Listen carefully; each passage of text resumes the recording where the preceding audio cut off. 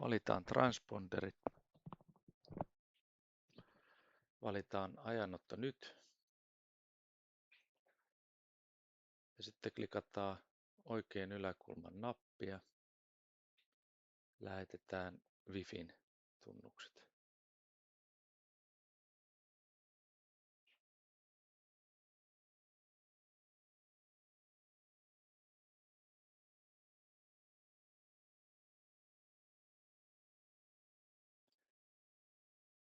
Nyt on ensimmäinen ponderilukija yhdistetty. Sitten kytketään akku toiseenkin ponderilukijaan ja klikataan samaa oikein yläkulman nappia. Ja tosiaan Wi-Fi-tunnukset on sen kännykän oman sen Wi-Fi hotspotin eli mobiilitukiaseman tunnukset.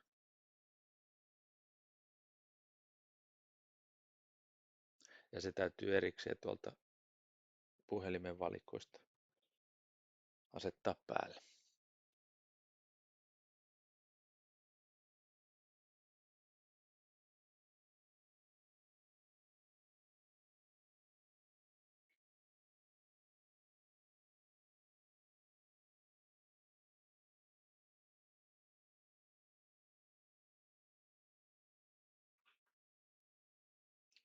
Nyt on toinenkin portti yhdistetty.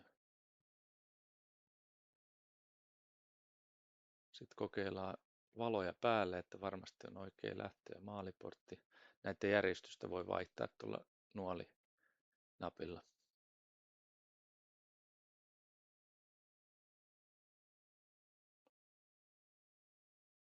Ja sitten voidaan aloittaa ajanotto. Ja näkyy, että sieltä tulee tuo vihreä tunnus päälle ja tuosta tuo nappi muuttuu, että lopeta ajanotoksi. Sitten voidaan käynnistää porttinäyttö. Ja nyt on lähtönäyttö kännykän näytöllä.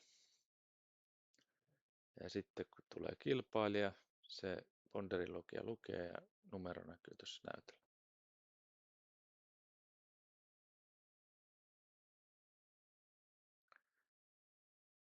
Ja sitten kun on kierros ajettu, jos oli vain yhden kierroksen kilpailu, niin voidaan katsoa porttilogi.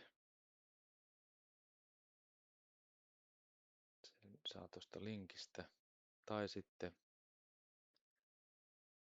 voidaan jakaa ne tuloksetkin, mikä on ehkä se, mitä halutaan oikeasti nähdä.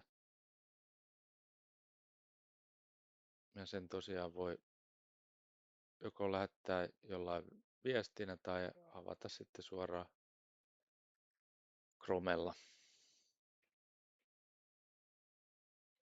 Ja siitä tulee tämmöinen HTML-sivu, missä näkyy tulokset.